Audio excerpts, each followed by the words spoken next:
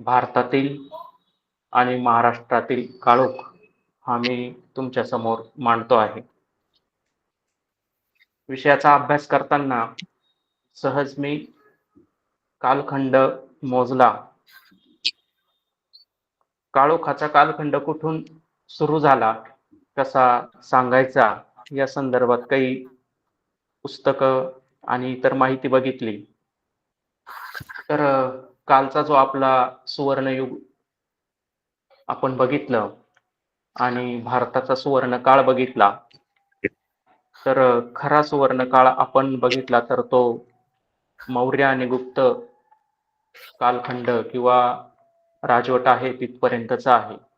आणि त्याच्या काही वर्षानंतरच म्हणजे 100-150 वर्षानंतरच पूर्ण भारताचा आणि भारतखंडाचा म्हणजे हिंदुस्थानचा जर आपण इतिहासाचा आढावा घेतला, तर इसवी सन 636 म्हणजे 7वं शतक आणि तिथपासून जी सुरुवात होते, तर मी जो अभ्यास केला तो 1630 पर्यंत, कारण माझा विषय तिथपर्यंतच आहे असं मी समजतो. म्हणजे छत्रपती शिवाजी महाराजांच्या जन्मापर्यंत. हा जवळ-जवळ 994 वर्षांचा म्हणजे एकंदरीत 1000 वर्षांचा जो काही काळ आहे, तो महाराष्ट्राचा आणि एकूण भारताचा काळोख या विषयाअंतर्गत येतो. या 1000 वर्षांमध्ये शेकडो असे मुस्लिम, इस्लामिक राज्यकर्ते भारतावरती वेगवेगळ्या कालखंडामध्ये जुलमी असे आक्रमण करत होते आणि त्याच्यामधून अगणित अशी संपत्ती लुटत होते. नुसतं संपत्तीच नाही तर त्यांचे आक्रमण कशासाठी होते, का करत होते याचा जर विचार केला तर त्याची कारणमीमांसा जर आपण बघितली तर आपलं डोकं सुन्न होतं. यासाठी जे जे काही वेगवेगळे संदर्भ अभ्यासले आणि आता ते तुमच्या पुढे मांडताना एक एक संदर्भ मी मांडणारच आहे. आपण जसजसं पुढे जाऊ तसतसं आपल्या लक्षात येईल. पण मला दिलेला वेळ जो काही आहे 30 मिनिटाचा, या 30 मिनिटामध्ये मला 1000 वर्षांचा जो काही काळ आहे, जो काळोखाचा आहे तो सांगायचा आहे. तो मी माझ्या परीने मांडण्याचा प्रयत्न करतो. तुम्ही सर्वजण अभ्यासू सुज्ञ आहात, तो समजून घ्याल असं माझी अपेक्षा आहे.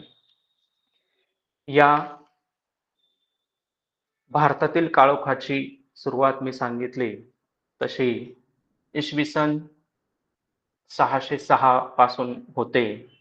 तोपर्यंत मौर्य गुप्त साम्राज्य जे काही होतं आणि त्याचा शेवटचा जो सम्राट होता हर्षवर्धन, हा सर्वसमावेशक सम्राट त्याला मानलं जातं, कारण तो संपूर्ण भारतावरती आणि भारतातील जे मांडलिक राजे होते यांना धरून आणि आपलं साम्राज्य चालवत होता. तो गेल्यानंतर किंवा ते मौर्य साम्राज्य ज्यावेळेस संपलं आणि वेगवेगळे साम्राज्य भारतामध्ये उदयाला आले आणि त्याच काळात काही आता आपण भारत हा शब्द मी जेव्हा उच्चारतो तेव्हा हा मध्ययुगीन प्राचीन भारत आहे, ज्याचा विस्तार जर आपण बघितला तर आत्ताचं जे काही अफगाणिस्तान आहे, तिथपासूनचा तो भारत आहे आणि इकडे आपण जे काही आत्ताचं मिझोराम वगैरे ज्याला म्हणतो, ब्रह्मदेश वगैरे, तिथपर्यंतचा तो भारत आहे. याचा आपण विचार केला पाहिजे. तर एवढ्या भारतावरती एकछत्री अंमल गुप्त साम्राज्य असेल, मौर्य साम्राज्य असेल यांनी तो ठेवला होता. त्यानंतर असा चक्रवर्ती राजा पुन्हा भारतात झाला नाही आणि त्याच्यानंतर तो प्रयत्न कोणी केला काय ते आपण बघणार आहोत.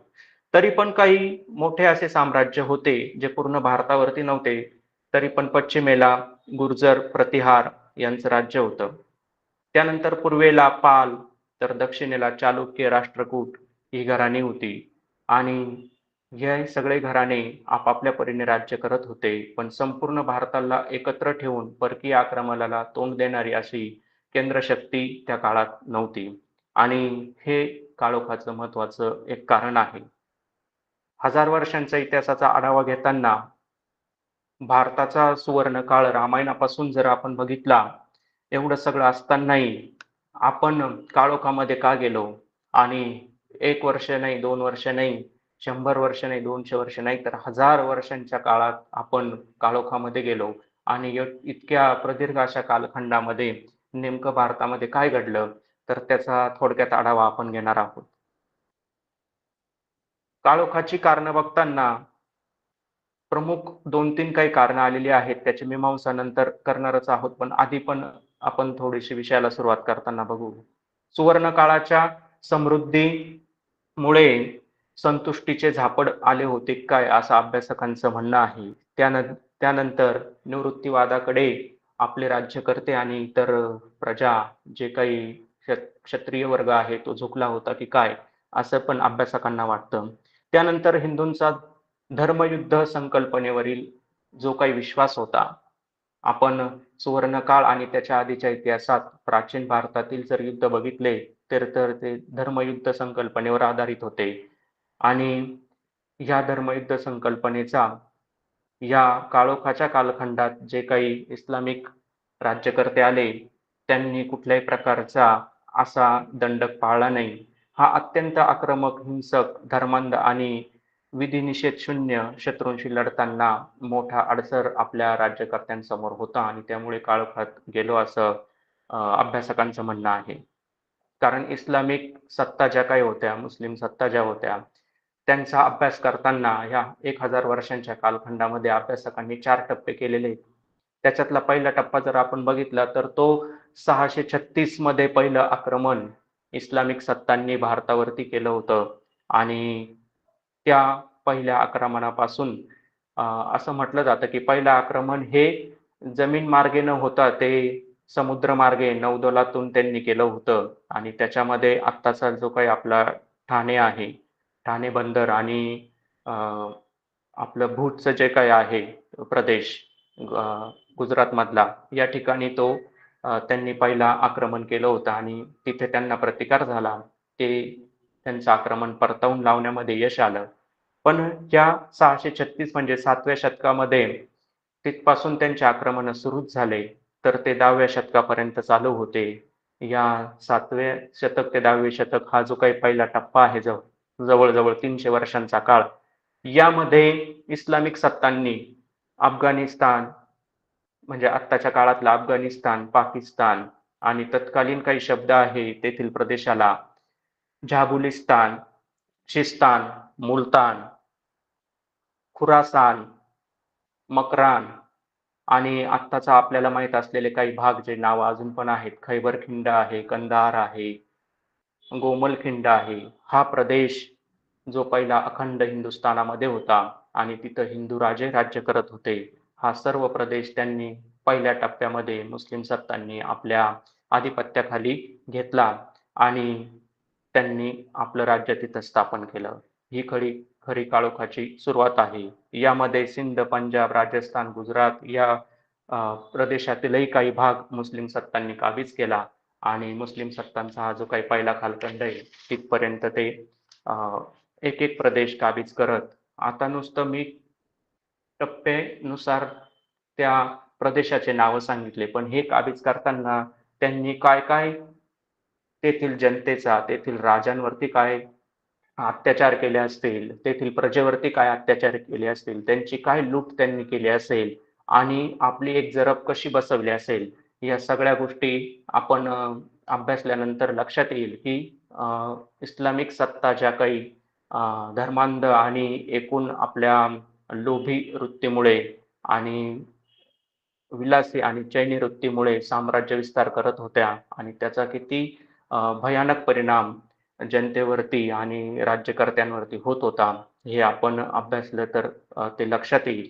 आता विषयाचा आवाका एवढा मोठा आहे. दुसऱ्या टप्प्यामध्ये आपण बघत आहोत की 11व्या-12व्या शतकामध्ये नेमकं इस्लामिक सत्तांनी भारतामध्ये कशी सत्ता प्रस्थापित केली आणि काळोखाला आपण अजूनच कसं त्या खोलगर्तेमध्ये अडकत गेलो, हे आपण पुढे बघूया.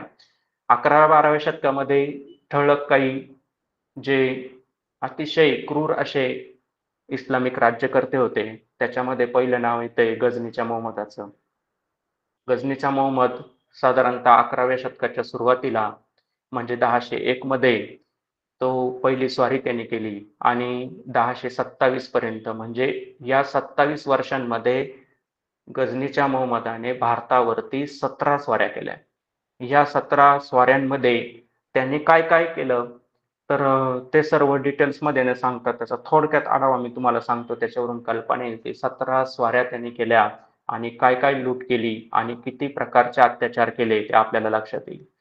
आता असं म्हटलं जातं की इस्लामिक सत्ता चैनी, विलासी, भोगी या सगळ्या होत्या. पण ह्या सगळ्या गोष्टींसाठी त्यांच्याकडे प्लॅनिंग पण होता आणि तशा पद्धतीचा कारभार ते चोखपणे बजावत पण होते. कारण ह्या सगळ्या गोष्टी उपभोगायच्या म्हणजे तसा चोख कारभार असला पाहिजे आणि तो त्यांनी आपल्या राज्य पद्धतीमध्ये अतिशय चपखलपणे तो बसवलेला होता. गझनीच्या मोहम्मदाचं उदाहरण द्यायचं ठरलं तर त्याचा स्वाऱ्या करण्याचा काळ ठरलेला होता. सप्टेंबर ते ऑक्टोबरमध्ये तो गझनीवरून निघायचा. गझनी हा एक शहर आहे. तो पूर्व अफगाणिस्तानामधील प्रांत आहे आणि तिथून तो निघायचा कारण तिकडे फार थंडी असायची. इकडे येईपर्यंत बरोबर तो हिवाळा संपत आलेला असायचा.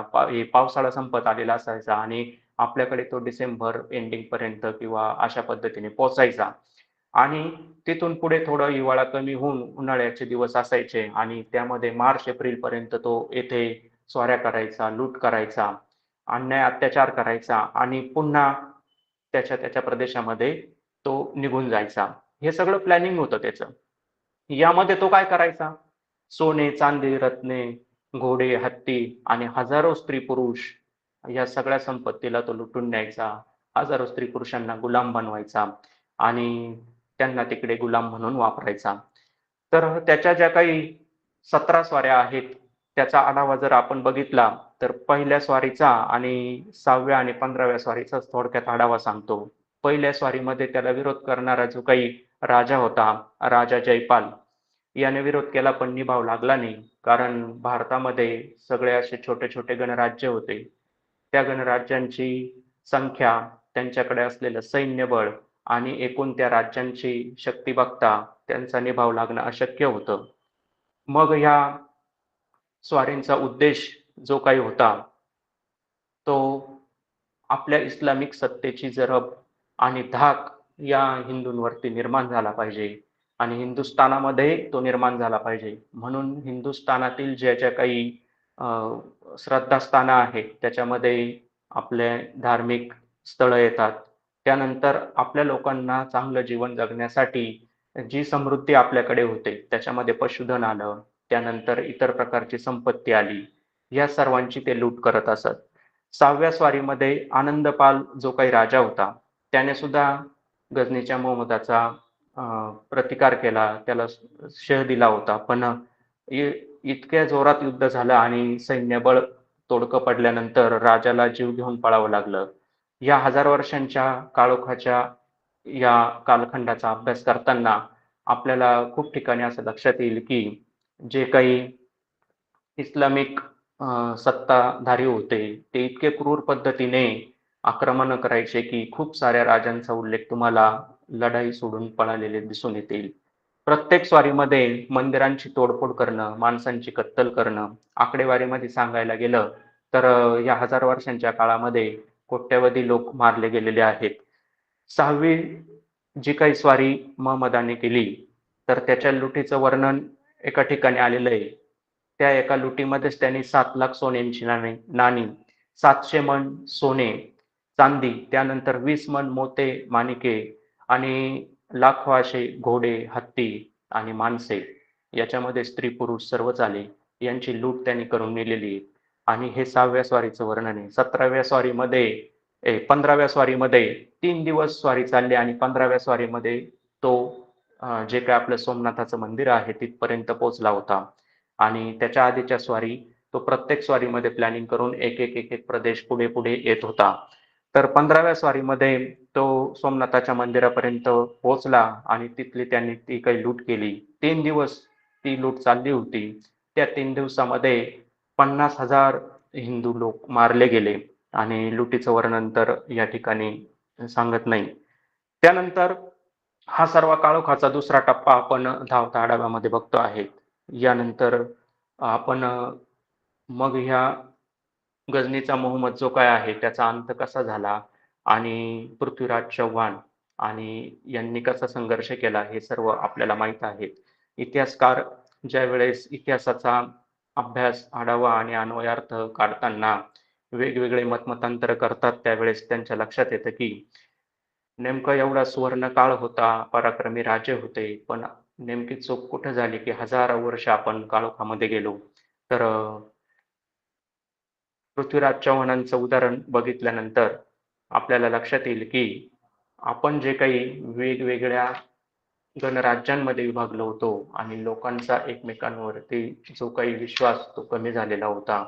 म्हणजे पृथ्वीराज चव्हाणांनी जे प्रयत्न केले आणि त्यांना यश का आलं नाही, तर मदत कुठेतरी कमी पडली. संख्याबळ, माणसं आणि इतर सर्व युद्ध नीतीमध्ये काही कमतरता यामुळे पराभव झालेला आहे. आणि शेवट जर आपण बघितला तर वैयक्तिक पराक्रमामध्ये ते कुठेही कमी नव्हते. आणि आपण बघितलं की एवढ्या स्वाऱ्या झाल्या, युद्ध झाले आणि ज्यावेळेस त्यांचे डोळे होते तोपर्यंत ते घोरीला मारू शकले नाही आणि ज्यावेळेस त्यांचे अ, हाल झाले आणि डोळे गेले, त्यावेळेस ते मारू शकले. म्हणजे त्यांच्याकडे कोणत्या प्रकारची युद्धनीती, युद्धकला होती आणि एवढं सगळं असतानाही त्यांनी डोळे नसताना त्याला मारलं. तर मग ज्यावेळेस डोळे होते त्यावेळेस काय अडचणी होत्या? तर याची कारणमीमांसा जर बघितली तर आपल्याला आपला जो काळोखाचा जो काही इतिहास आहे, तर त्याच्यामध्ये आपली मानसिकता किती लयाला गेलेली होती क्षत्रियांची आणि भारताचा जो काही पराक्रमशाली इतिहास होता, ते सर्व राजे आणि इतर क्षत्रिय सैन्य का विसरले? हे आपल्याला पुन्हा एकदा अभ्यास करून शोधण्याची गरज आहे.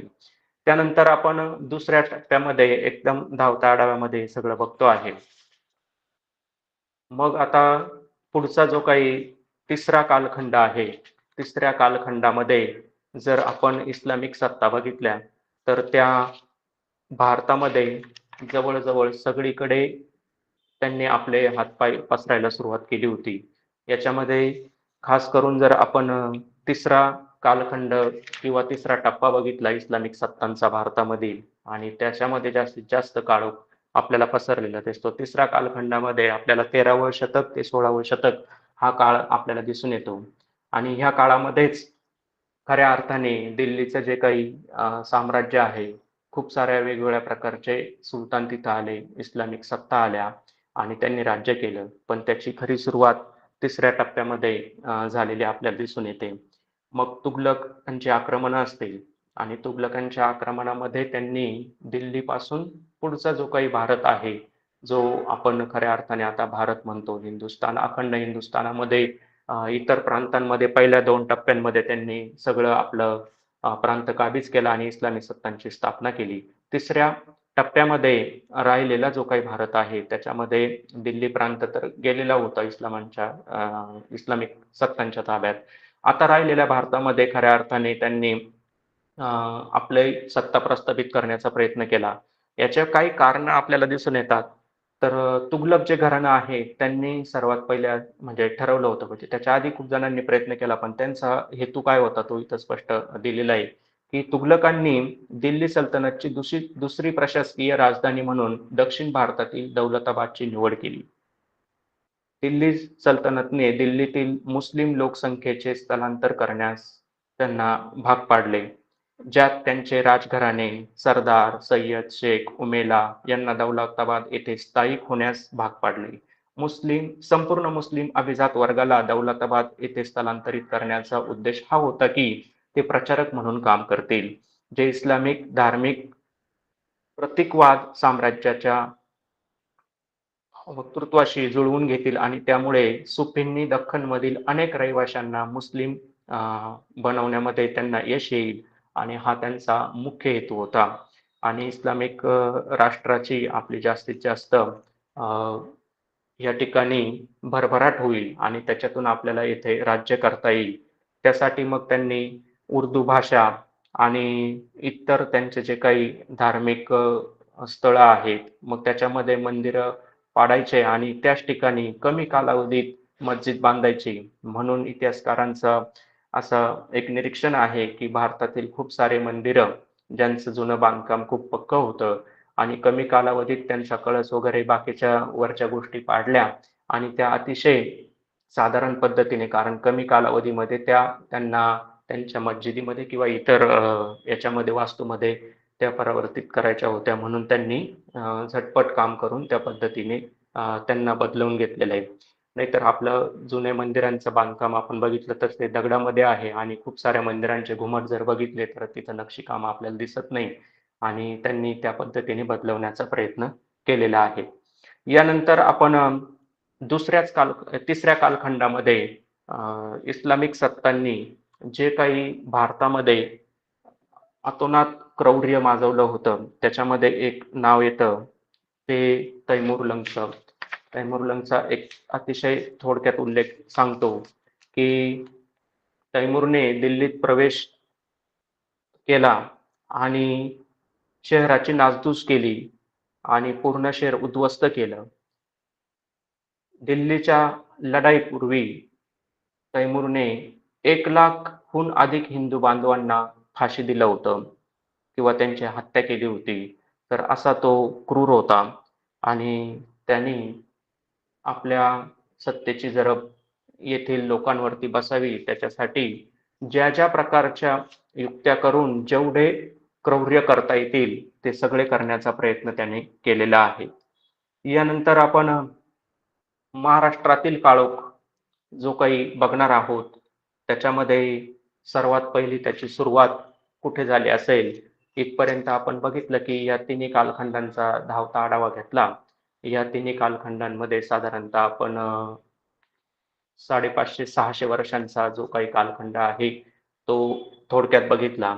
यानंतर महाराष्ट्रावरील जे काही पहिलं संकट इस्लामिक सत्तेचं आलं, तर ते आपण बघितलं तर त्यामध्ये देवगिरी साम्राज्य आणि ते किती अ, चांगल्या पद्धतीने राज्यकारभार करत होतं आणि एक सुवर्ण युगामध्ये सुद्धा त्याचा उल्लेख काल आपण बघितला होता. पण पहिलं संकट जे काही आलं ते या देवगिरीवरतीच आलं आणि अल्लाउद्दीन खिलजी हा जो काही होता याने 8,000 अफगाणी पठाणांसह देवगिरीवरती हल्ला केला. आता हा पहिला हल्ला डायरेक्ट देवगिरी किल्ल्यावरती झालेला नाही. देवगिरी म्हटल्यानंतर इथं साम्राज्य आहे आणि या साम्राज्याचा विस्तार जर बघितला तर तत्कालीन एलिशपूर जे काही आहे, जे आता अंतराच्या भाषेत सांगायचं ठरलं तर देवगिरी आपण म्हणतो संभाजीनगर जिल्ह्यामध्ये आहे. तिथून एलिचपूर साधारणतः 350 किलोमीटर, 320 किलोमीटर त्याचं अंतर आहे आणि ते येतं आत्ताच्या अमरावती जिल्ह्यामध्ये अंचलपूर जवळ. म्हणजे अंचलपूरच त्याचं नाव आहे आता, तेव्हा एलिशपूर होतं. या ठिकाणी पहिला जो काही हल्ला त्याने केलेला आहे, त्याच्यासोबत 8,000 अफगाणी पठाण सैन्य होतं आणि हा जो काही अल्लाउद्दीन खिलजी आहे, तो दिल्लीचा जो काही जलालुद्दीन खिलजी होता त्याचा पुतण्या आणि तेथूनच प्रेरणा घेऊन आणि त्यांनी ठरवलं होतं की इकडे विस्तार करायचा आपल्या साम्राज्याचा आणि त्यासाठी त्याने देवगिरीचं साम्राज्य नष्ट करण्याचा पहिला प्रयत्न केला. तर या जो काही हल्ला केला होता अलाउद्दीन खिलजीने, याला प्रतिकार करण्यासाठी राजाराम राजा रामदेवराय यादव जे काही होते, त्यांनी प्रतिकार केला आणि त्यासाठी त्यांनी जे काही सैन्य त्यांच्याकडे होतं, ते पाठवलं. तिथला एक मांडलिक राजा आहे त्याची मदत घेतली. पण त्यांचा निभाव लागला नाही. कारण 8,000 अफगाण सैन्य आणि त्यांच्याकडे असलेली युद्ध साहित्य आणि या सगळ्या गोष्टी पाहता. हे एक कारण झालं, पण खरं कारण असं होतं, की हल्ला तर झाला. आपल्या राजधानीपासून 320 किलोमीटर वरती झाला आणि आपल्या राज्याचं सैन्य आणि सेनापती हे जागेवरती नव्हते. आता इतिहासकारांच्या याच्या संदर्भात खूप वेगवेगळे मतमतांतरं आहेत. तर ते आपण त्याची कारणमीमांसा व्यवस्थित शोधली पाहिजे.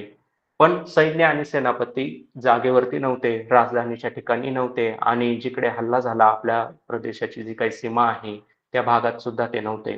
आणि हा जो काही हल्ला झाला, हे पहिला हल्ला आणि ते अंतर देवगिरीपासून होतं 320 किलोमीटर आणि त्या काळी सर्व सैन्य आणि ह्या सगळ्या गोष्टी आक्रमणं हे पायी आणि रस्त्याच्या मार्गाने आणि जे काही युद्धासाठी वापरले जाणारे पशु होते, घोडे असतील, हत्ती असतील, उंट असतील, यांच्या मार्फत व्हायचे. म्हणजे 320 किलोमीटर त्यांना देवगिरीपर्यंत यायला किती दिवस लागले असेल याचा जरी अंदाज आपण केला, तरी तोपर्यंत इकडे राजधानीमध्ये काहीच अशी व्यवस्था झाली नव्हती का?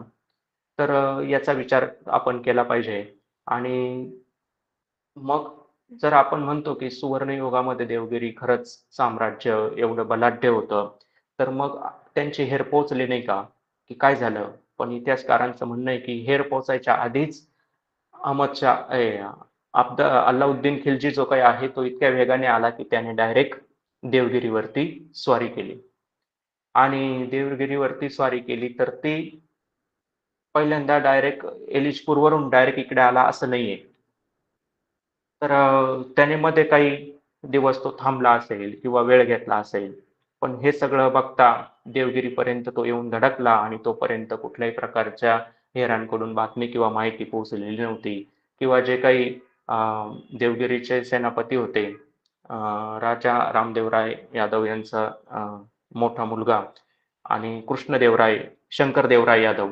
तर शंकरदेवराय यादव जे काही होते ते कुठे गेले होते आणि त्यांनी युद्धाची का तयारी केली नाही? तर तो तेव्हा 4,000 सैन्यांसह रामदेवराय यादव लढले, पण त्यांचा निभाव लागला नाही.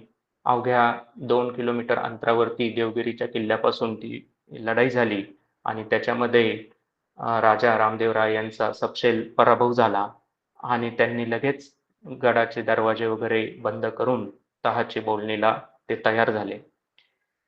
आता त्यांना असं वाटलं पहिल्यांदा त्यांनी आपण किल्ल्यातून प्रतिकार करू. वेढा दिला गेला.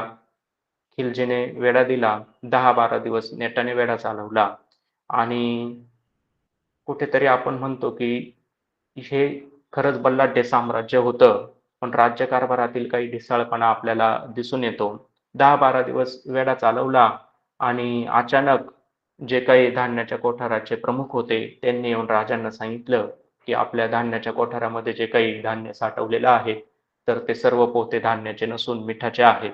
आणि हे म्हटल्यानंतर राजाच्या पायाखालची जमीन सरकली आणि आता आपला निभाव लागत नाही. देवगिरीचं साम्राज्य पूर्णतः नष्ट होईल, असं म्हणून मग त्यांनी खऱ्या अर्थाने तहाला ते तयार झाले. तह झाला आणि अल्लाउद्दीन खिलजी खिलजी जो काही आहे, त्यांनी त्याच्या मनाप्रमाणे खंडणी आणि सगळ्या गोष्टी कबूल केल्या आणि ठरलं की इथून पुढे 12 वर्ष हा खंडणीचा ओघ असाच आमच्याकडे आला पाहिजे. आता आम्ही ह्या सर्व फौजा घेऊन निघून जातो. हे सर्व त्यांनी असं तहामध्ये बोलणं झालं आणि हे बोलणं झाल्यानंतर दुसऱ्याच दिवशी शंकरदेवराय यादव जे काही आहेत सेनापती, ते आपलं सैन्य घेऊन आले आणि त्यांनी युद्धाची तयारी दर्शवली. आता इकडे रामदेवराय यादव जे काही आहेत त्यांनी तह केला आणि त्यांनी सांगितलं की आपण आता खिलजी बरोबर तह केलेलं आहे, त्याच्याबरोबर युद्ध करणं योग्य नाही असं मुलाला सांगितलं आणि त्याला थांबून घ्यायला सांगितलं आणि ते किल्ल्यातच राहिले. त्यांनी काही त्याच्यासोबत जाण्याचं दर्शविलं नाही. इकडं शंकरदेवराय यादव जे काही आहे ते चिडले आणि त्यांनी प्रतिशोध घेण्यासाठी हल्ला केला आणि त्यामध्ये त्यांनी जोरदार युद्ध केलं आणि त्या युद्धाची जरा खिलजीला सुद्धा बसली. खिलजी घाबरला, पण त्याने दाखवलं नाही आणि त्यांनी निकराने लढा दिला आणि तो डगमगला नाही. न डगमगता त्याने पूर्ण युद्ध केलं आणि ह्याच दरम्यान एक अफवा जी काही रामदेवराय यादव यांच्यापर्यंत पोहोचवलेली होती खिलजीने. आपण म्हणतो की मुस्लिम सत्ता त्यांनी चैन, ऐश-आराम याच्यामध्येच राज्य केलं, पण ते युद्धनीतीच्या प्लॅनिंगमध्ये कुठेही कमी नव्हते. 8,000 सैन्य घेऊनच ते आलेले होते, पण सांगताना सांगितलं की पहिली तुकडी आलेली पुढे आणि दुसरी तुकडी दिल्लीवरून मोठ्या सैन्याची येत आहे आणि या 8,000 पैकी 7,000च त्यांनी पुढे आणलेले होते. 1,000 त्यांनी ताज्या दमाचे सैन्य मागे ठेवलेले होते. आणि शंकरदेवराय आता निकराची झुंज देत होता आणि खिलजी आपल्यावरती आक्रमण करून आला. वडिलांनी तह केला. सगळ्या गोष्टी झाल्या. याचा प्रतिशोध घेताना त्याने खूप निकराने झुंज दिली आणि आता खिलजीचा पराभव नक्की होणार. तेवढ्यात ती 1,000ची खिलजीची ताज्या दमाची फौज येताना दिसली.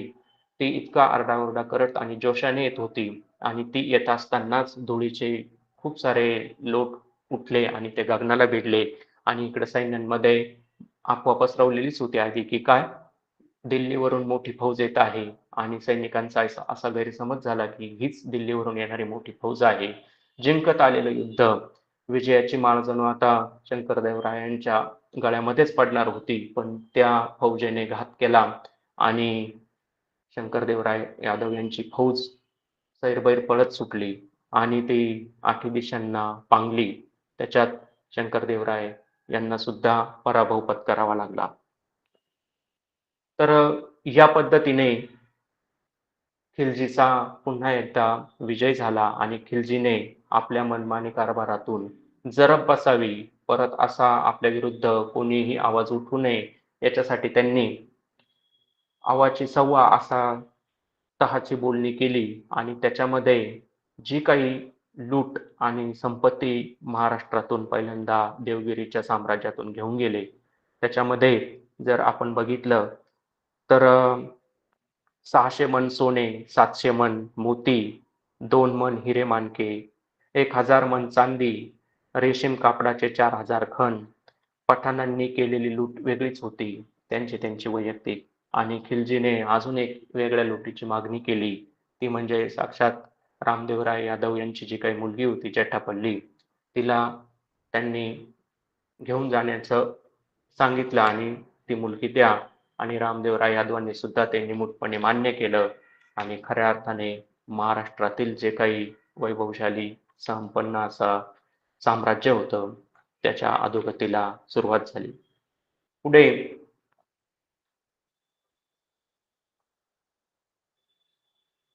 हा खंडणीचा ओघ सांगितल्याप्रमाणे 12 वर्ष सातत्याने चालू होता. पण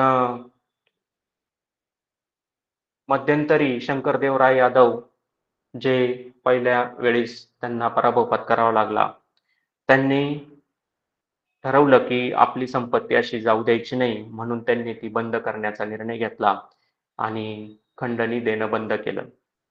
पण लगेच जो काही खिलजी होता, त्याने आपला एक सरदार मलिक काफूर याला पुन्हा 30,000 फौज घेऊन देवगिरीवरती पाठवलं आणि हा देवगिरीचा दुसरा हल्ला म्हणून इतिहासामध्ये प्रसिद्ध आहे. यामध्ये शंकरदेव आणि रामदेव राय यादव हे दोघंही मलिक काफूर सोबत लढले, पण यामध्ये त्यांचा दारुण पराभव झाला आणि यामध्येच रामदेवराय यादव हे कापूरच्या तावडीमध्ये सापडले आणि त्यांना कैद करून तो दिल्लीला घेऊन गेला. पुढे 6 महिने ते कैदेत होते. 1307 पर्यंत. त्यानंतर ते कैदेतून त्यांना सोडण्यात आलं. ते पुन्हा देवगिरीला आले आणि 2 वर्षांनी त्यांचा मृत्यू झाला 1390 मध्ये. मग पुन्हा एकदा इतिहास अभ्यासक म्हणतात, की यादवांची जी काही हार झाली, पराभव पत्करावा लागला, त्यात काय कमी होतं? संपत्ती एवढी होती, सगळ्या प्रकारची सुबत्तता होती, मग कमी कशात पडले? तर पुन्हा काही कारणमीमांसा करताना अभ्यासक काही मुद्दे मांडतात. त्यामध्ये राज्यकारभार करताना जे काही प्रमुख नेते होते आणि त्यांचे सैन्य होते, यांचा आत्मविश्वास, निर्धार, शिस्त, योजनाबद्धता, कडवेपणा, नेतृत्व हे सगळं कमी पडलं, असं अभ्यासकांचं म्हणणं आहे. 1309 मध्ये पुन्हा शंकरदेवराय राजा झाले आणि त्यांनी खंडणी जो काही हल्ला झाला, त्याच्यामध्ये परत खंडणीचा ओघ सुरू झाला होता, तो बंद केला. पुढचे 3 वर्ष खंडणी पाठवलीच नाही.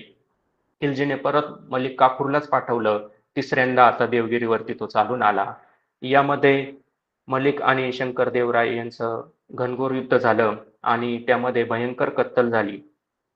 आणि हे सगळं होत असताना पुन्हा एकदा मलिक काफूरची जी काही फौज आहे, त्यांच्यामध्ये जो काही जोश आणि घोष होता, तो जिहादचा होता. आणि आपण मागे बघितलं तसं त्यांना दिल्लीकडचं जे काही इस्लामिक साम्राज्य आहे, ते दक्षिणेमध्ये स्थापन करायचं होतं आणि कोणत्याही प्रकारे इस्लामिक सत्तेचा वचक निर्माण करायचा होता. त्याच्यामुळे त्यांनी ह्या वेळचं युद्ध इतकं घनघोर केलं, खूप सारे कत्तली केले, अत्याचार केले आणि खूप साऱ्या लोकांवरती अन्याय अत्याचार करून विध्वंस मांडला. यामध्ये पुन्हा एकदा देवगिरीचे साम्राज्य आणि त्यांचे जे काही सैन्य आहे यांचं बळ कमी पडलं. यामध्येच शंकरदेवराय यांचा मृत्यू झाला. महाराष्ट्राची जी काही देवगिरी आहे ती खऱ्या अर्थाने या तिसऱ्या हल्ल्यानंतर बुडाली. तिचा विध्वंस झाला आणि अन्याय, अत्याचार या साऱ्या गोष्टी यांची तर गणतीच नाही. कारण हा काळोखाचा परमोच्च बिंदू होता असं मानलं जातं. हे सगळं होत असताना, हा सगळा काळोख पसरलेला असताना मध्ये-मध्ये कुठेतरी कुठेतरी अशी चिंगारी पेटायची आणि स्वराज्य, आपलं राज्य, एक हिंदू राष्ट्र म्हणून काहीतरी करावं, या इस्लामिक सत्तेला उलटून टाकावं, असे प्रयत्न व्हायचे. असाच एक प्रयत्न शंकरदेवराय यादव यांच्या मृत्यूनंतर शंकरदेवराय यादव यांचा मेव्हणा आणि राजा रामदेवराय यादव यांचा जावई हरपालदेव यांनी केला आणि त्यांनी मलिक काफूरचा पूर्ण सूड उगवला. महाराष्ट्र त्यांनी जे काही युद्ध केलं, निकराची झुंज दिली, त्यांना महाराष्ट्रातील देवगिरीच्या साम्राज्यातील जनतेने खऱ्या अर्थाने साथ दिली आणि स्वराज्यासाठी त्यांनी त्वेषाने पेटून उठले आणि मलिक काफूरने जे काही इथे लोक ठेवलेले होते, त्यांच्याशी त्यांनी झुंज देऊन आणि त्यांना परास्त केलं, पराभूत केलं आणि पुन्हा एकदा महाराष्ट्र देवगिरीचं साम्राज्य स्वतंत्र झालं. पण हे फार काळ टिकलं नाही.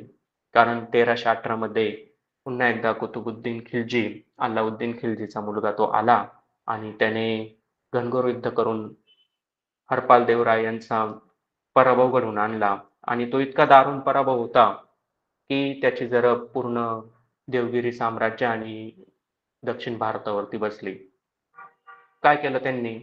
तर हरपाल देवराय यांना जिवंत पकडलं, त्यांची पूर्ण चामडी सोडली आणि त्यांच्या अतोनात छळ करून देवगिरीच्या वेशीवरती त्यांचा देह टांगण्यात आला आणि पुढे या हरपाल देवराय यांच्या या प्रयत्नानंतर जवळजवळ 300 ते 350 वर्ष महाराष्ट्रामध्ये पुन्हा एकदा घनघोर अंधार झाला.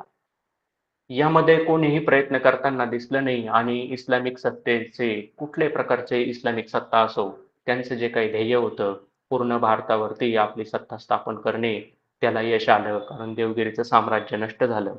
यानंतर अजून एक राजा जो खऱ्या अर्थाने एक हिंदू राजा म्हणून कर्नाटकमध्ये आपलं साम्राज्य सांभाळत होता आणि त्याचं सुद्धा साम्राज्य नष्ट करण्यामध्ये या इस्लामिक सत्तांनी एक नाही तर पाचीच्या पाची सत्तांनी एकत्र येऊन त्याला हरवलं. आता इथे आपल्याला महाराष्ट्रामध्ये खऱ्या अर्थाने आतापर्यंत एकच इस्लामिक सत्ता जी खिलजीने सुरू केली, त्यानंतर मलिक काफूर त्यांनी ती विस्तारित केली आणि कुतुबुद्दीन खिलजी याने ती चांगल्या प्रकारे वाढवली, चालविली. पण या खिलजींचे जे काही वेगवेगळे 5 सुभेदार होते, खिलजींचे म्हणण्यापेक्षा अजून एक जो काही सुलतान होता हसनबादचा, तर गंगू हसन, त्याचे जे काही 5 सरदार होते, तर त्यांनी पुढे 5 शाया महाराष्ट्रामध्ये स्थापन केल्या आणि दक्षिण भारतामध्ये एकूण त्यांचं पूर्ण इस्लामिक साम्राज्य त्यांनी स्थापन केलं.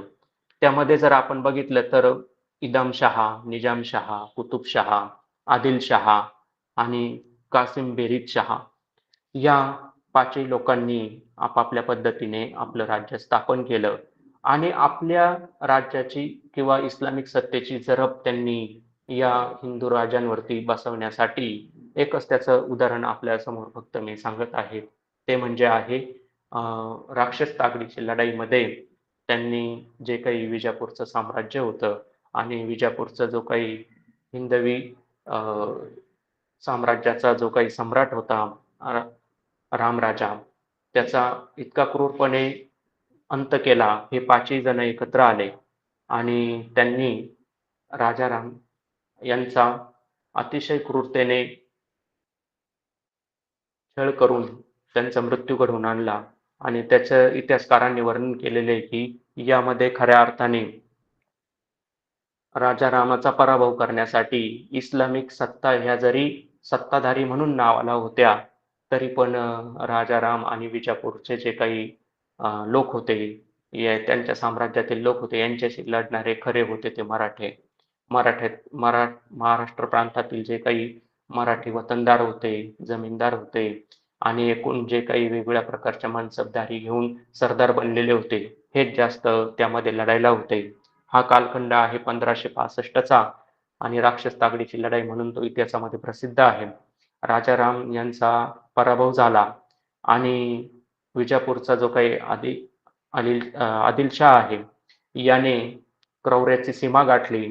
राजा रामरायाचं मस्तक त्यांनी काढलं, धडापासून वेगळं केलं आणि ते विजापूरच्या एका घाण सांडपाणी जाणाऱ्या मोरीच्या तोंडाशी ते बसवलं.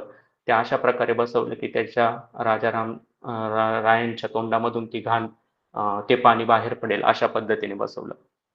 तर ह्या पद्धतीने ही खरी काळोख आणि काळोखाची परिसीमा. आता ही झाली राजसत्तांच्या दृष्टिकोनातून काळोख. आणि हे सगळं होत असताना बाकीची सामान्य जनता, इतर धार्मिक परिस्थिती, सांस्कृतिक परिस्थिती, सामाजिक परिस्थिती, आर्थिक परिस्थिती काय होती याचंही आपण कल्पनाच केलेली बरी. कारण ह्या सगळ्या गोष्टी हे लोक जशा पाहिजे तशा ओरबडून आपल्या स्वाधीन करत होते आणि त्यांची ती लूट घेऊन ते पसार होत होते. ज्या ज्या वेळेस त्यांना गरज पडेल तेव्हा ते कधीही यायचे आणि या पद्धतीची लूट करायचे. तर हे सगळं चालू असताना महाराष्ट्रामध्ये अजून काय स्थिती होती? तर खऱ्या अर्थाने काळोख हा राजकीय या ज्या काही शक्ती होत्या यांच्यामुळे होताच.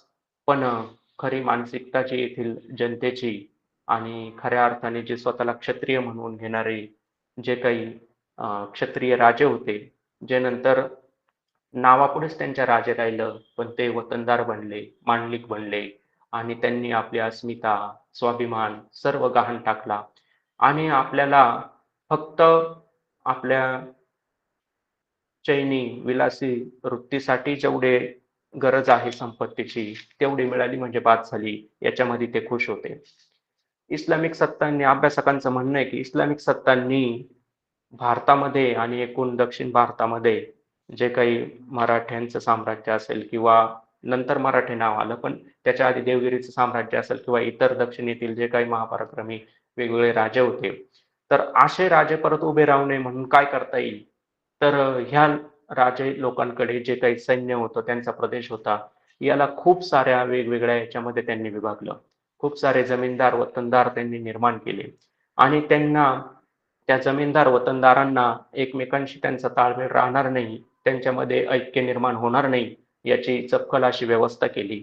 एवढंच नाही तर या सर्व जमीनदार वतनदारांना त्यांनी आपली शक्ती सीमित ठेवण्यासाठी अशा प्रकारची योजना आखली, की मनसबदारी आणि त्या मनसबदारीचा जो काही त्यांनी करार केला, त्याच्यामध्ये त्यांनी 3,000, 5,000 मनसबदार म्हणजे जो कोणी वतनदार असेल, त्याला 3,000 पेक्षा जास्त सैन्य बाळगता येणार नाही. 5,000 मनसबदार असेल, तर त्याला 5,000 पेक्षा जास्त सैन्य बाळगता येणार नाही. आणि तसा करण्याचा प्रयत्न केला तर त्याची मनसबदारी, वतनदारी रद्द व्हायची. इतर बाकीचे वतनदार आणि ते राजाने सांगितल्याप्रमाणे, इस्लामिक सत्तांनी सांगितल्याप्रमाणे त्याच्यावरती आक्रमण करायचे आणि त्याला परास्त करायचे, पराभूत करायचे आणि पुन्हा एकदा त्याच्यावरती आपला वचक निर्माण करायचे. या प्रकारे पुढील देवगिरीचं साम्राज्य, विजापूरचं जे काही रामरायाचं साम्राज्य संपल्यानंतर 300-350 वर्षांमध्ये या प्रकारचा उच्छाद आणि अशा प्रकारचा आपल्या येथील जे काही खऱ्या अर्थाने क्षत्रिय महापराक्रमी राजे आणि इतर वतनदार होते, त्यांच्यामध्ये अशी लढाई इस्लामिक सत्तांनी लावून दिली.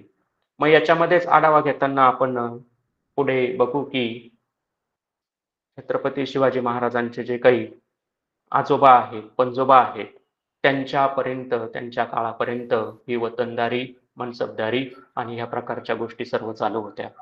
तोपर्यंत महाराष्ट्रामध्ये असा भारतामध्ये म्हणा, महाराष्ट्रामध्ये म्हणण्यापेक्षा पूर्ण भारतामध्ये छत्रपती शिवाजी महाराजांच्या आधी 300-350 वर्ष आधी असा कोणीच एकही राजा किंवा असा योद्धा जो इस्लामिक सत्तेला आव्हान देईल असा तयार झाला नाही.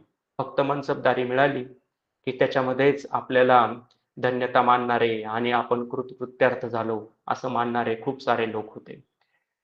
मग आता काळोखाचा जर विचार केला तर इस्लामिक सत्तांनी आपल्या क्रूर कर्माची इतकी जरब बसवली होती की ते कोणी थोडं जरी डोकं वर काढलं की त्याला कसं परास्त करायचं, त्याला कसं आपल्या आधिपत्याखाली आणायचं हे त्यांना माहीत होतं. आणि याचाच एक बळी म्हणून शहाजी राजे यांना खूप साऱ्या संकटांचा सामना करावा लागला. शहाजी राजे ज्यावेळेस निजामशाहीमध्ये होते, तर निजामशाहीमध्ये असताना विजापूरचा त्यांना प्रदेश मिळाला होता, पुणे प्रांत. आणि शहाजी राजांनी स्वराज्याचं स्वप्न जे काही पाहिलं आणि पहिला प्रयत्न केला, बंडखोरी केली निजामाशी आणि त्यांनी पुणे प्रांत स्वतंत्रपणे घोषित केला आणि पुन्हा एकदा जो काही 250-300 वर्षाचा काळोख होता तो दूर करण्याचा प्रयत्न केला. पण तोच करताना लगेच पुन्हा एकदा या पाचही शाह्यांनी प्रयत्न केले आणि आपल्याला इतिहासातील प्रसिद्ध घटना माहिती आहे, गाढवाचा नांगर त्या प्रदेशात फिरवला आणि त्यांची रवानगी दुसरीकडे करण्यात आली. हे सगळं होत असताना शहाजी राजे काही गप्प बसणारे नव्हते आणि ते अशा प्रकारे वेगवेगळ्या प्रकारच्या कुरापती करतील आणि स्वराज्य निर्माण करतील याचा धाक या पाचही शाह्यांना होता. एवढंच नाही तर मुघलांना सुद्धा होता, कारण त्यांना दक्षिणेमध्ये आपली सत्ता स्थापन करायची होती. तर शहाजी राजांसारखे पराक्रमी लोक यांना सुद्धा या लोकांनी म्हणजे मुस्लिम सत्तांनी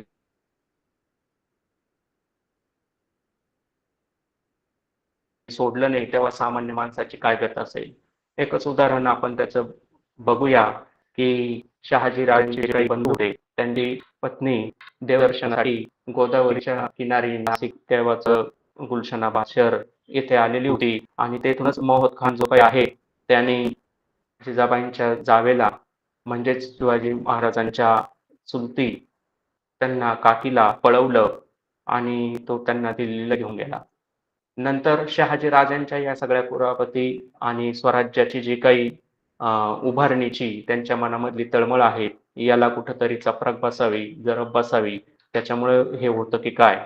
आणि नंतर मग मोगल सरदार आझम खान यांच्या मार्फत शहाजी राजांनी शहाजहान याला अर्ज पाठविला आणि निजामशाही, आदिलशाही यांच्यामधून आपली जी काही जबाबदारी होती, त्यातून ते मुक्त झाले आणि मोगलांची जी काही 5,000 सरदारी होती ती त्यांनी पत्करली. बघा, स्वराज्य स्थापनेचं स्वप्न पाहणाऱ्या माणसाला त्यांनी अवघ्या 5,000 सैन्याचा मनसबदार बनवलं आणि जिथे सांगितलं जाईल तिथं मोहिमेवरती जायचं आणि तेवढंच काम करायचं, अशा याच्यामध्ये त्यांना अडकवून टाकलं. तर हे आपण काळोखामध्ये बघू शकतो. महापराक्रमी लोकांना कशा प्रकारे या मुस्लिम सत्तांनी जेरीस आणलं, त्यांना कसं अडकवलं हे आपल्याला दिसून येतं. पुन्हा एकदा आपण आपल्या महाराष्ट्राचा आढावा घेताना फक्त राजकीय सत्तांमुळेच काळोख आला असं नाही, तर आपल्याकडे याच काळामध्ये जर इतिहासाचा अभ्यास केला तर खूप सारे संत महात्मे आणि महापुरुष महाराष्ट्रामध्ये आपण जन्माला आलेले बघितले. भारताचा विचार करण्याऐवजी आता आपण महाराष्ट्राचाच बघू. संत ज्ञानेश्वर असेल, निवृत्तीनाथ असतील, त्यानंतर संत चोखामेळा असतील, संत नामदेव असतील, संत एकनाथ, पुढच्या काळामध्ये संत तुकाराम, हे सर्व लोक या कालखंडामध्ये या परकीय सत्तांच्याच कालखंडामध्ये आपल्याकडे आले आणि त्यांनी महान असं कार्य केलं, पण त्यांना सुद्धा काळोखाचा सामना करावा लागला. मग त्या काळात जे काही खऱ्या अर्थाने समाजधुरीण होते, आध्यात्मिक क्षेत्रातून बळ देणारे होते आणि एकूण राजसत्तेला सुद्धा मार्गदर्शन करणारे होते, तर हे नेमकं काय करत होते? तर जे संत होते या संतांना ते ग्रासत होते, त्रास देत होते. संन्याशाचे मुलं समाजात राहू शकतात की नाही आणि त्यांनी वेदाध्ययन केलं पाहिजे की नाही आणि खऱ्या अर्थाने त्यांनी समाजाला विचार दिले पाहिजे की नाही याच्यावरतीच उहापोह करण्यात लोक मग्न होते. एवढंच नाही तर संत ज्ञानेश्वरांच्या नंतर 200 वर्षांच्या काळातच संत ज्ञानेश्वरांची समाधी कोठे आहे आणि हे लोक विसरले होते. त्या समाधीवरती झाडं झुडपं उगले होते आणि 200 वर्षातच संत ज्ञानेश्वरांनी लिहिलेली ज्ञानेश्वरी याच्यामध्ये हजारो लोकांनी आपापल्या पद्धतीने आपल्या ज्या काही वेगवेगळ्या प्रकारचे विचार आहे, मतमतांतर आहे, ते त्याच्यामध्ये घुसवले होते. संत एकनाथांनी खऱ्या अर्थाने संत ज्ञानेश्वरांनंतर 200 वर्षातच त्यांची समाधी लोक विसरले होते, ती शोधली आणि तिचा जीर्णोद्धार केला. एवढंच नाही तर ज्ञानेश्वरीची शुद्ध प्रत त्यांनी तयार केली आणि एवढं महान काम करत असतानाही संत एकनाथांविरोधात तत्कालीन जे काही धर्ममार्तंड होते, त्यांनी पुन्हा एकदा त्यांना जेरीस आणलं आणि त्यांनी सांगितलं की तुम्ही धर्मबाह्य कृत्य करत आहात आणि या पद्धतीने त्यांच्यावरती वेगवेगळ्या प्रकारचे आरोप लावण्यात आले. पुढच्या कालखंडामध्ये आपण जर बघितलं तर संत तुकारामांच्या जो काही गाथा आहे तो पाण्यात बुडविला. त्यांच्या हयातीतच त्यांच्या समोरच त्यांनी बनवलेले अभंग आपल्या नावावर करून घेणारा सालोमन आपल्याला दिसून येईल आणि ह्या पद्धतीने त्यांनी या सर्व संतांना जेरीस आणलं आणि हे सर्व काळोखामध्येच येतं. काळोख हा फक्त राजकीय सत्तेच्या अर्थानेच नव्हता, तर तो या वेगवेगळ्या अर्थाने सुद्धा आपल्याला बघता येईल. या संदर्भात काही तज्ञांचे मतं अभ्यास करताना मला जी काही समोर आली ते मी सांगतो. सुलतानशाहीच्या काळात भारतात एक मोठा काळोख उभा राहिला.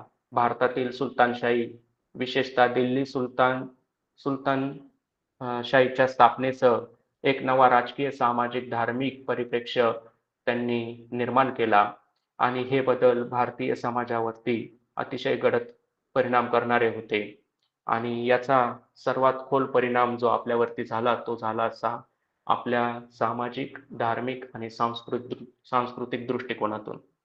धार्मिक, सामाजिक, सांस्कृतिक दृष्टिकोनातून भारताचा जो काही हजारो वर्षांचा सुवर्णकाळ होता, तो मुस्लिम शासकांनी हिंदू जनतेवरती सत्ता प्रस्थापित करण्यासाठी तो पूर्णपणे मोडून काढला. धार्मिक आणि सांस्कृतिक परंपरेला त्यांनी छेद दिला. त्याच्यासाठी त्यांनी हिंदू धर्मातील ज्या काही सांस्कृतिक प्रतीकं, प्रतिमा आणि इतर चांगल्या गोष्टी होत्या, त्या नष्ट करण्याचा त्यांचा मानस होता. म्हणून आपण जर या काळोखाचा इतिहास बघितला तर हजारो मंदिरे त्यामध्ये नष्ट झालेली आपल्याला दिसतात. आपले जे काही विविध प्रकारचे धार्मिक ग्रंथ होते ते नष्ट करण्याचा त्यांनी प्रयत्न केला. कुठे आपण धार्मिक अर्थाने चांगलं काही करत असेल तर ते नष्ट करण्याचा त्यांनी प्रयत्न केला. लोकांना एकत्र येऊन काही करू द्यायचं नाही आणि त्याच्यासाठी त्यांनी त्यांची जरब बसवली. अन्याय, अत्याचार, लूटमार, जाळपोळ आणि स्त्रियांचं हरण करणे ह्या गोष्टी कुठलाही शासक बघा इस्लामिक त्याच्यामध्ये त्यांनी ह्या गोष्टी प्रामुख्याने केलेल्या आहेत. ह्याच्या संदर्भात अभ्यासकांचं म्हणणं आपल्याला दिसून येईल. यामध्ये बनाजोग हे जे काही आहेत त्यांनी इस्लामिक सत्तांचा अभ्यास केलेला आहे, हजारो वर्षांचा आढावा घेतलेला आहे आणि त्यांचं म्हणणं आहे. ते म्हणतात की आपण काळोखामध्ये का गेलो त्याचे दोन प्रमुख कारणं आहेत. त्याच्यामधलं पहिलं कारण आहे की इस्लाम विषयीचे आपले अज्ञान हे आपल्या समस्यांचे मूळ कारण आहे किंवा काळोखात जाण्याचे मूळ कारण आहे. ते पुढे म्हणतात हिंदुस्थानात इस्लाम सत्ता फोपवायला दोन कारणं कारणीभूत ठरली. त्याच्यामधील एक कारण म्हणजे हिंदूंचे किंवा हिंदू समाजाचे अंगभूत काही दोष जे होते ते आणि दुसरं महत्वाचं कारण म्हणजे इस्लाम सत्ताधाऱ्यांविषयी आणि त्यांच्या धर्माविषयी आपलं असलेलं कमालीचं अज्ञान. आपले तत्कालीन राजे यांनी इस्लाम आक्रमणांना काय म्हणून संबोधलं किंवा कशा अर्थाने घेतलं तर त्याची कारणमीमांसा करताना ते पुढे म्हणतात इस्लामी संकटाविषयी हिंदू समाज अज्ञानी राहिला. इस्लामी आक्रमण म्हणजे हिंदुस्थानातीलच एखाद्या राजाने दुसऱ्या राज्यावरती आक्रमण करावे एवढी साधी कल्पना समजून आपल्या राज्यांनी इस्लामिक सत्तांना त्यांचा अन्वयार्थ त्या पद्धतीने काढला आणि त्यांना प्रतिकार करण्याचं टाळलं. इस्लामी आक्रमण हे केवळ राज्य बदलाचे आक्रमण नसून आपल्या समग्र जीवनाचा विध्वंस करणारे मूलगामी आक्रमण आहे. याचा हिंदूंना उमज पडला नाही. इस्लामच्या संबंधात अज्ञान हा हिंदूंचा सर्वात मोठा दुर्गुण ठरला. त्यानंतर ते पुढे म्हणतात की इस्लामची कट्टरता, जरब आणि त्यांचा जो काही फतवा होता तो किती क्रूर आणि आपला द्वेष करणारा होता. या संदर्भात ते म्हणतात की इस्लाम अन्य कोणाचे अस्तित्व खपवून घेत नाही. अस्तित्व, सहिष्णुता, सहजीवन, सहकार या अथवा अशा कुठल्याही सहला इस्लाममध्ये स्थानच नाही. आणि ह्या गोष्टींचा जर आपण गांभीर्याने विचार केला तर कुठलाही इस्लामिक शासक येवो त्याने जे काही अन्याय, अत्याचार, मंदिरांची तोडफोड आणि एकूण लोकांवरती अनन्वित छळ त्यांचा केलेला आहे, याच्या मागचं ही कारण आपल्याला दिसून येतील. त्यानंतर इस्लामचे अंतरंग या पुस्तकामध्ये डॉक्टर श्रीरंग गोडबोले म्हणतात की इस्लाम गेली 1300 वर्ष भारतात आहे. या देशात हिंदू मुस्लिम प्रदीर्घ काळ राहत असूनही इस्लामविषयी हिंदू समाजात घोर अज्ञान आहे. इस्लामी धर्मशास्त्र व न्यायशास्त्र यांच्या अभ्यासाला व्यावहारिक महत्व आहे. इस्लाम ही सर्वव्यापी जीवन प्रणाली असून ती वैयक्तिक आणि सार्वजनिक, लौकिक आणि पारलौकिक असा भेद इस्लाम मानत नाही. आणि भारतातील आपल्या समाजामध्ये, समाज व्यवस्थेमध्ये असा भेद असल्यामुळे आपण त्यांच्या पुढे हरलो आणि काळोखात गेलो, अशी कारण मीमांसा ते करतात. तर विषय भरपूर आहे, पण वेळेअभावी सगळाच विषय मांडणं शक्य नाही. त्यामुळे वेळ मला दिलेली वेळ जी काही होती त्याच्यापेक्षा मी जवळजवळ 10 ते 12 मिनिट जास्त बोललेलो आहे. तर इथे मी थांबतो. आयोजकांनी मला बोलण्याची संधी दिली आणि तुम्ही सर्व सुज्ञ प्रेक्षक तुम्ही ऐकून घेतलं, त्याबद्दल मी सर्वांचे एकदा आभार व्यक्त करतो आणि थांबतो. धन्यवाद. धन्यवाद रामादादा. विषय मोठा होता आणि शॉर्टकट म्हटलं तरी ते शॉर्टकट नाही करता आलं. म्हणजे भरपूर तसं पुरेपूर वेळ घेऊन तो छान पद्धतीने मांडला. प्रत्येक कालखंड आमच्या समोर असा धावता आढावा आम्हाला मिळाला. तर बऱ्याच जणांचे हात वरती आलेले आहेत. आपण मी अनम्यूट करतो. आपण पुढच्या 5 मिनिटासाठी क्वेश्चन आन्सरिंग घेऊया.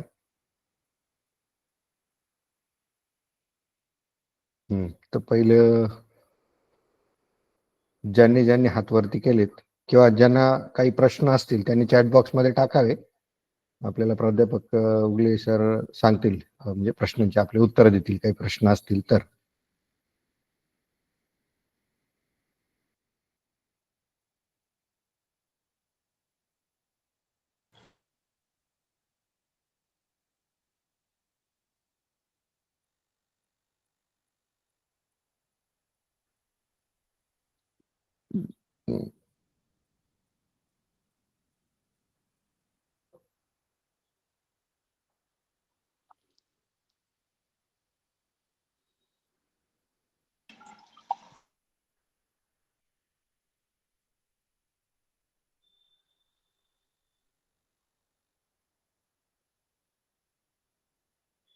शरद भाऊ, शरद राजगुरू, काही आहे प्रश्न आपले? अनम्यूट करू शकता. आता आपण अनम्यूट करून एखादा प्रश्न विचारू शकता. हा जो अंधाराचा काळोख आहे तर त्याला आपण म्हणजे कोणत्या वर्गाला जबाबदार पकडू शकतो असं तुम्हाला वाटतंय?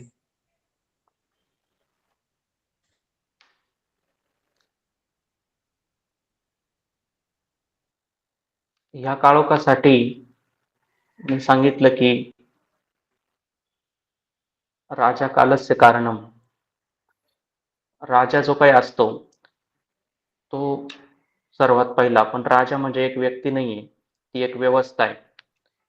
मग त्या व्यवस्थेमध्ये राज्यकारभाराचे जेवढे जेवढे विभाग येतात त्या सर्व विभागातील लोक, मग त्याच्यामध्ये आपण एकदम फ्रंटलाईन वरती म्हणू शकतो ते क्षत्रिय आले, सैन्य आलं, त्याच्या मागचं प्लॅनिंग करणारे लोक आले, अर्थव्यवस्था आली. सुबत्ता खूप होती आर्थिक दृष्टीने आपल्याकडे, पण प्लॅनिंग आणि इतर काही गोष्टी आहेत, जसं राजसत्तेला नैतिक पाठबळ देणारी, आध्यात्मिक मनोबल देणारी आणि एकूणच आपलं राज्यकारभारासाठी आणि ते आपलं अस्तित्व, स्वाभिमान आणि राज्य टिकवण्यासाठी लागणारं जी काही विचारधारा आहे, या गोष्टींची कुठेतरी कमतरता या मागच्या 1000 वर्षांमध्ये आपल्याला दिसून येते. आणि सर्वात महत्त्वाचं म्हणजे सामाजिक अर्थाने जो एकोपा, एकी आणि जे काही जसं आपण नंद साम्राज्याचं उदाहरण जर घेतलं, तर कुरू राजावरती जी काही स्वारी झाली, तर मी तिकडे का जाऊ त्यांच्या मदतीला? या प्रकारचा जो काही ताठा किंवा विचार होते, हेच पुढच्या काळामध्ये खूप साऱ्या साम्राज्यांमध्ये आपल्याला जे काही गणराज्य होते त्यांच्यामध्ये दिसून येतात आणि त्यामुळे परकीय सत्तांनी आपल्यावरती हजारो वर्ष राज्य केलंय हे त्याचं कारण असू शकतं. म्हणून राज्यसत्ता म्हटली तर ती एक व्यक्ती किंवा एक असा विभाग नाहीये. त्याच्यामध्ये राज्यसत्तेचा अभ्यास केला तर जे काही सगळे विभाग आणि त्याच्यात काम करणारे वेगवेगळे लोक येतात, हे सगळेच लोक त्याला कारणीभूत आहे असं मला वाटतं. प्रवीण गांगुडे, आपला काही आहे प्रश्न? प्रश्न काही नाही. म्हणजे दादांनी हे 2 भागात जर केलं असतं ना, तरी पण त्यांना वेळ कमी पडला असता असं मला वाटतं. कारण की त्यांनी शेवट जरा फास्ट शॉर्टकटच घेतलंय. तशी त्यांची माहिती जी होती ती खूप विस्तृत होती. जी म्हणजे आपल्याला अजूनपर्यंत अननोनच होती. बाकी म्हणजे त्यांनी जे काही मांडलं ना, ते चांगलंच आहे. बस. एकनाथ देहाडे, अं, त्यांनी पण हात रेज केलेला आहे, हँड रेज केला आहे. आपले काही प्रश्न आहे का?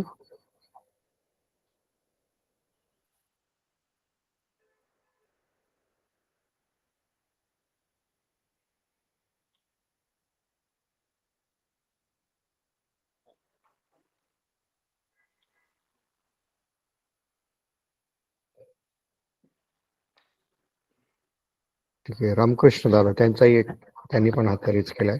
तुमचा काही प्रश्न आहे का? हा सर, मला असा प्रश्न विचारायचा होता की जसं तुम्ही राज्यसत्तांना जे मार्गदर्शन किंवा जे त्यांना जी दिशा मिळायला हवी होती, जी आध्यात्मिक मार्गदर्शन किंवा धार्मिक मार्गदर्शन म्हणता येईल, तर ते मिळालं नाही, याच्या मागे काही विशिष्ट वर्गाचा हात होता का किंवा त्यांची निष्क्रियता होती का?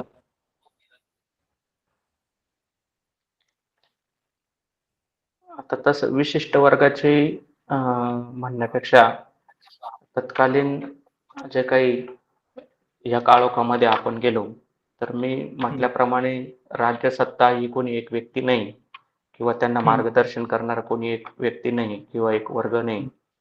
तर हम्म, त्याच्यामध्ये ते विचारधाराच त्या काळामध्ये माझ्या अभ्यासाप्रमाणे मी सांगतोय, उत्तर देण्याचा प्रयत्न हम्म, करतोय. तर एक वर्ग म्हणण्यापेक्षा आपण ते सिस्टम म्हणू. तत्कालीन जी काही सिस्टम होती राज्यकारभाराची किंवा राज्य पद्धतीची, त्याच्यामध्ये हम्म. कुठेतरी ती कमतरता आली असेल. मग आता ती का आली त्याचे कारण शोधायला गेले तर मग आपल्याला ते सापडू शकतं तसं एक एक कारण, असं मला वाटतं. अच्छा, बरोबर. तसं इस्लामिक सत्तेचं जर आपण बघितलं तर प्रत्येक राजा म्हणजे इस्लामिक जेवढे काही राजसत्ता आल्या त्यांचा एक फॉर्मॅट हम्म, ठरलेला होता. आपल्या धर्माचा हम्म, प्रसार करायचा, दुसऱ्या हम्म. धर्माचं अजिबात काही मानायचं नाही. त्यांच्यावरती आपली हा, हा. जरब बसवण्यासाठी काय करायचं, लूटमार करायची, अन्याय अत्याचार करायचे, या सगळ्या गोष्टी त्यांच्यावरती होत्या. तर आपलं नैतिक अधिष्ठान न ढळू देता आपणही पण प्रतिकार करायचा, मग जीव गेला तरी चालेल आणि त्याच्यासाठी आपल्याकडे प्रतिकार करण्यासाठी ते सैन्यबळ ठेवायचं, सगळ्या गोष्टी ठेवायच्या. नुसती संपत्ती असली म्हणजे होणार नाही. आपलं सैन्यबळ आणि इतर राज्य जे काय आहे, जे छोट्या-छोट्या गणराज्यांमध्ये विभागलेले, त्यांच्यामध्ये जर एकी असेल तर आपल्यावरती परकीय कोणी आक्रमण करणार नाही. तर हम्म. याच्यामध्ये जी एक वाक्यता येण्यासाठी किंवा या प्रकारचे विचार पोहोचवण्यासाठी जी हम्म. यंत्रणा होती, सिस्टम होती, ती कुठेतरी ती कमी कमी पडली पडत असं म्हटलं पाहिजे. मग पडली. हां, त्याच्यात कोण लोक काम करतायत, तर जे करत असतील ते कमी पडले असं आपण म्हणूया. बरोबर. हो. धन्यवाद सर.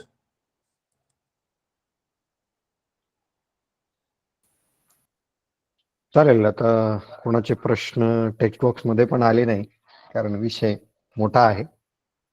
तर उद्याचा विषय आहे जिजामाता आणि परिस्थिती.